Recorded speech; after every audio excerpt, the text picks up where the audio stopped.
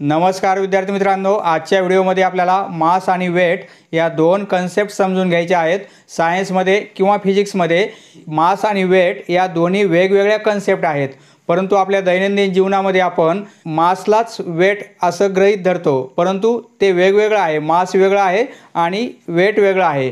पहा, आपण समजून घेऊ मास म्हणजे काय। समजा एखादी ऑब्जेक्ट आहे, समजा हा कंपास आहे। कंपासमध्ये अमाउंट ऑफ मॅटर म्हणजे किती मॉलिक्युल्स, म्हणजे हा जो कंपास तयार झालेला आहे, अमाउंट ऑफ मॅटर म्हणजे किती यामध्ये द्रव्य संचय आहे, त्याची quantity, amount of matter present in the object is called mass. पहा, म्हणजे मासची आपण डेफिनेशन काय लिहिणार, mass is the amount of matter, amount of matter म्हणजे किती द्रव्य संचय आहे या बॉडीमध्ये, amount of matter present in an object किंवा बॉडी। परंतु वेट म्हणजे काय। पहा, वेट हा काय आहे, फोर्स आहे। समजा या ऑब्जेक्टवर आता ग्रॅव्हिटेशनल फोर्स आपली पृथ्वी अट्रॅक्ट करेल, बरोबर आहे। तो फोर्स किती आहे म्हणजे याचं वेट झालेलं आहे। पहा, वेट म्हणजे काय, weight is the force which the earth attracts an object। पहा, अमाउंट ऑफ मॅटर म्हणजे काय, मास। आता हा पेन आहे, याला काहीतरी मास म्हणजे काय, वस्तुमान, आणि वेट म्हणजे काय, वजन। पहा, या पेनला काहीतरी मास आहे, वस्तुमान आहे काहीतरी, बरोबर आहे। जर आपण तराजूमध्ये, ह्या तराजू असते ना दोन पारड्याचं असं, त्यामध्ये आपण जर काउंट केलं तर याचं काहीतरी वस्तुमान निघेल, बरोबर आहे। तर आणि वेट म्हणजे काय, weight is the force which the earth attracts on object.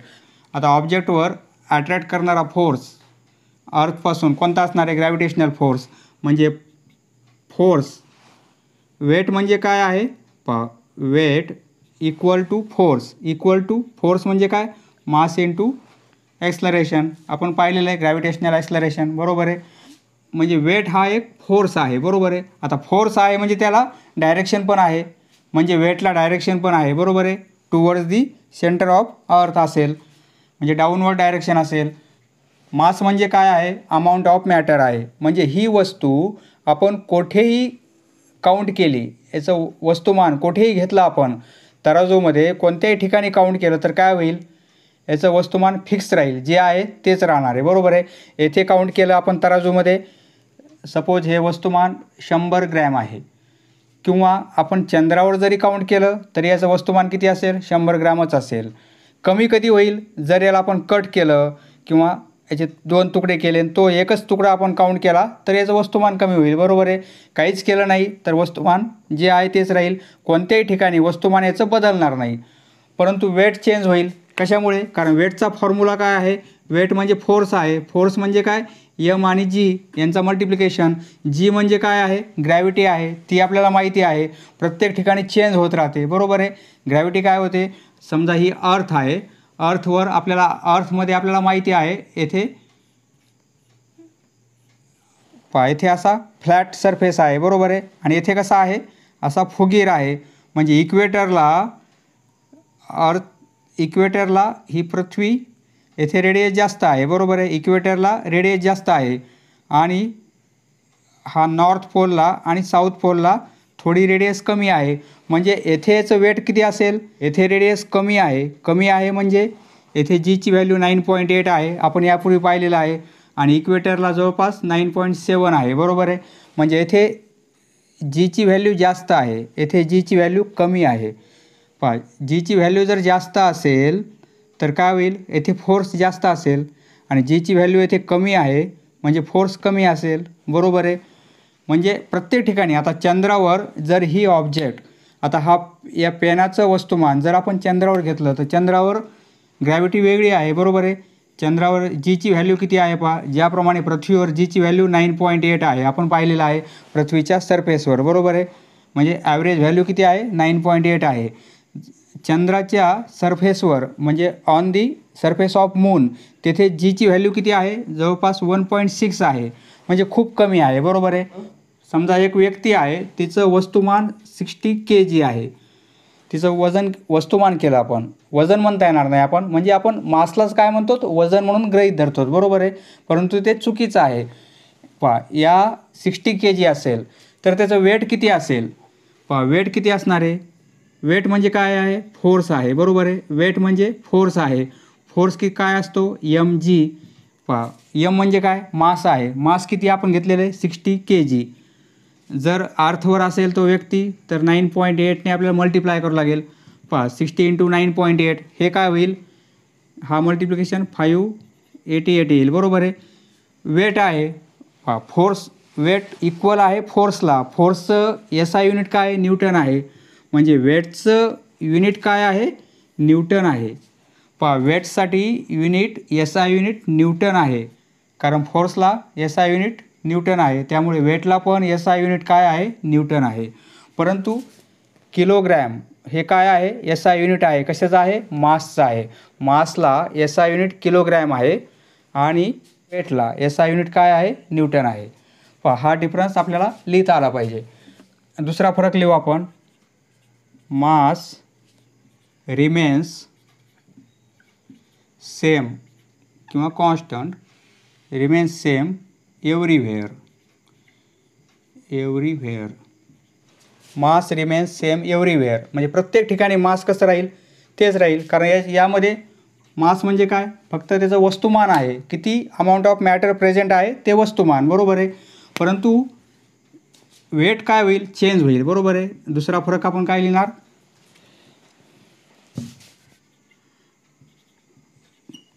Weight of object किंवा body, weight of body changes, weight of body changes place to place. Place to place म्हणजे ग्रॅव्हिटी चेंज झाली पाहिजे. अर्थवर gravity वेगळी आहे, दुसऱ्या प्लॅनेटवर gravity वेगळी आहे, म्हणजे जास्त डिफरन्स पाहिजे, बरोबर आहे, ग्रॅव्हिटीचा. तरच प्लेस टू प्लेस चेंज आपल्याला डिफरन्स जाणवेल त्यामध्ये. Weight of body changes from place to place, हा दुसरा फरक लक्षात आला तुमच्या. तिसरा फरक काय आहे पाहू आपण, मास, याचं युनिट काय आहे, SI युनिट इज, मासचं SI युनिट इज किलोग्रॅम. आपण तराजूमध्ये काउंट करतोच ना किलोग्रॅम, बरोबर आहे. म्हणजे SI युनिट काय आहे, kilogram. SI unit is Newton, SI unit is Newton. पहा आता मास आणि वेटमध्ये चौथा आपल्याला डिफरन्स काय लिहिता येईल, मासला डायरेक्शन नाही आहे, बरोबर आहे, परंतु वेटला डायरेक्शन आहे. म्हणजे मास ही काय आहे, स्केलर क्वांटिटी आहे. इथे लिहिणार आपण, mass is scalar quantity.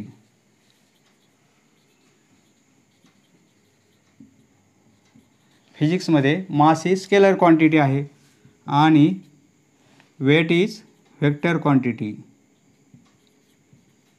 Weight is vector quantity.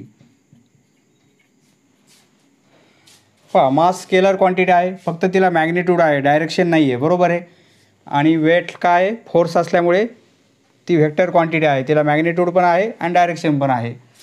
पहा पाचवा पॉईंट आपल्याला काय लिहिता येईल, मास म्हणजे काय, अमाऊंट ऑफ मॅटर, बरोबर आहे. काहीतरी अमाऊंट असायला पाहिजे, म्हणजे मास कधी झिरो नसते. मास नेव्हर बी झिरो, म्हणजे वस्तुमान कधी झिरो नसते, बरोबर आहे. मास म्हणजे काय, वस्तुमान आहे. पहा मराठीमध्ये आपण वस्तुमान म्हणतो आणि वेटला काय म्हणतो, वजन म्हणतो. परंतु वेट झिरो असू शकेल का, पहा वेट झिरो होते, बरोबर आहे. कारण अर्थच्या सेंटर पॉईंटला जीची व्हॅल्यू काय असते, झिरो असते, बरोबर आहे. म्हणजे mgची व्हॅल्यू काय होईल, जीची व्हॅल्यू झिरो असल्यामुळे mgची व्हॅल्यू झिरोच होईल, बरोबर आहे. म्हणजे अर्थच्या सेंटर पॉईंटवर वेट किती होते, त्या ऑब्जेक्टचं झिरो होऊ शकते, बरोबर आहे. पहा येथे लिहिणार आपण weight of object at the centre of earth becomes zero कारण तेथे जीची व्हॅल्यू 0 होते. बरोबर आहे. पहा हे 5 पॉईंट आपल्याला लक्षात ठेवावे लागतील. Distinguish between mass and weight, त्यामध्ये आपल्याला हे पॉईंट लिहिता आले पाहिजेत. पहा मास म्हणजे काय लक्षात आलं तुमच्या, आणि वेट म्हणजे काय लक्षात आलेलं आहे. बरोबर आहे. पहा आता तुम्हाला हा फरक लक्षात आलेला आहे. समजा एका पर्सनचं वस्तुमान म्हणजे काय मास 60 kg असेल, आपण kgमध्ये काउंट करणार. बरोबर आहे. हे काय आहे मास आहे. बरोबर आहे. हे मास आहे. तर त्याचं वेट किती होईल, त्या व्यक्तीचं वेट किती होईल. मास एवढं असेल तर वेट काय होईल, मासला आपण जीने मल्टिप्लाय करणार. बरोबर आहे. म्हणजे वेट किती होईल मास इंटू जी. बरोबर आहे. मास किती आहे 60 kg आहे. मास 60 kg आहे आणि जी ग्रॅव्हिटी किती येणार 9.8.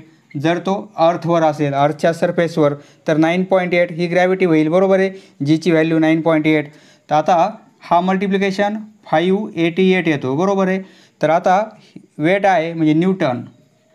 एखाद्या व्यक्तीचं वस्तुमान म्हणजे मास जर 60 kg असेल तर त्याचं वेट किती येणार आहे, एवढं न्यूटन येईल. बरोबर आहे.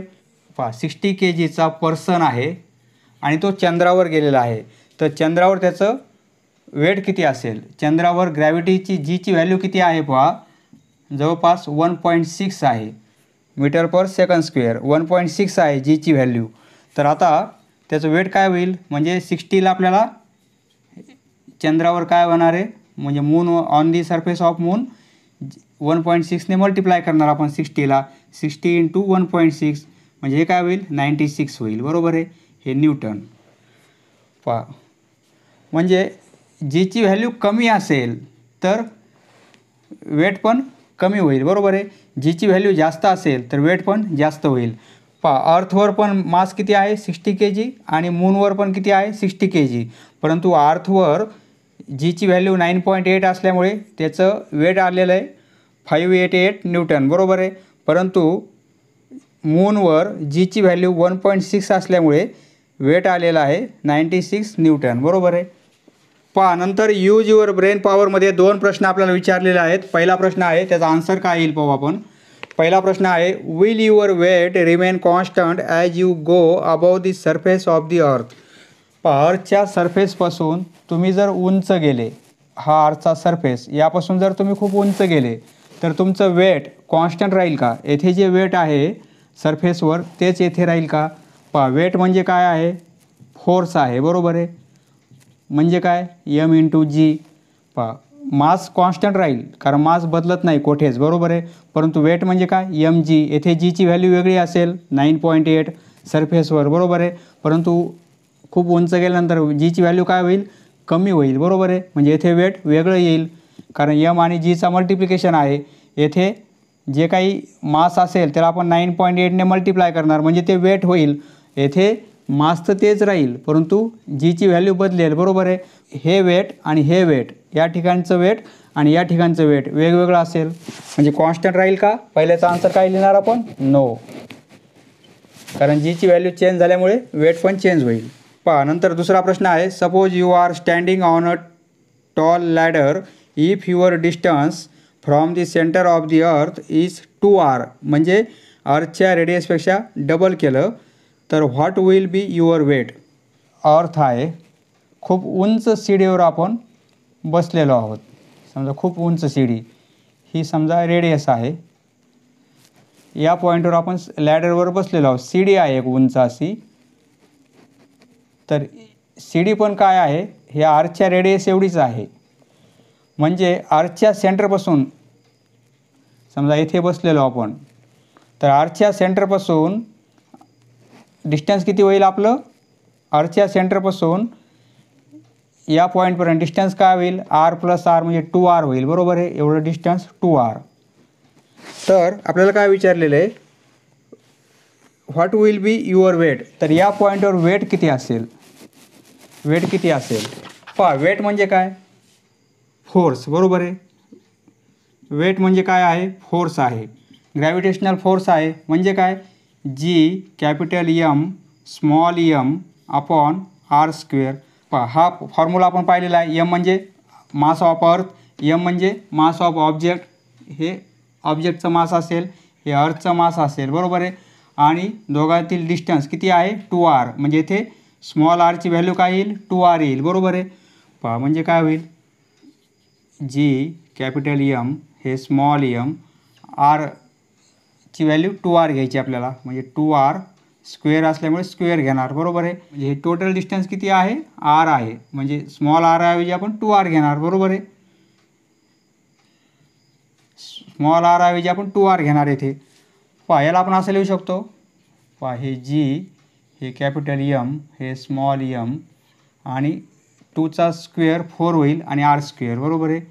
2चा स्क्वेअर म्हणजे 4 होईल आणि rचा स्क्वेअर, प्रत्येकाचा आपण स्क्वेअर केला. 2चा स्क्वेअर आणि rचा स्क्वेअर सेपरेट केला कारण ब्रॅकेटला स्क्वेअर आहे. पहा याला आपण असं लिहू शकतो 1/4, हे 1/4, बरोबर आहे. आणि येथे काय लिहिणार आपण? G M M upon R square. जर येथे ऑब्जेक्ट असेल आरच्या सरफेसवर तर हे डिस्टन्स आरच होईल, बरोबर आहे. पहा हे आर स्क्वेअर आहे. आर म्हणजे काय? डिस्टन्स. जर हा व्यक्ती येथे सरफेसवर असेल आरच्या तर डिस्टन्स काय येणार आहे? आर येईल, बरोबर आहे. येथे आर स्क्वेअर आहे म्हणजे काय? आरच्या सरफेसवर जर तो व्यक्ती असेल तर येथील वेट आणि येथील वेट किती येते? 1/4 येते, बरोबर आहे. म्हणजे हे येथे असं लिहू शकतो आपण 1/4. याला काय लिहिणार? हा फोर्स आहे म्हणजे वेट आहे, बरोबर आहे. Weight on surface of earth,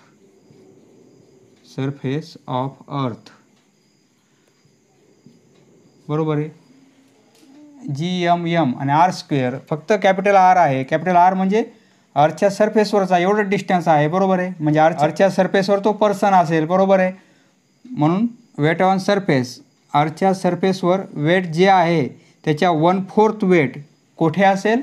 या पॉईंटवर असेल. म्हणजे आपण रेडियस डबल केली तर या पॉईंटवर असेल. समजले मित्रांनो? धन्यवाद. पुढचा व्हिडिओ पाहण्यासाठी चॅनल सबस्क्राईब करा. धन्यवाद.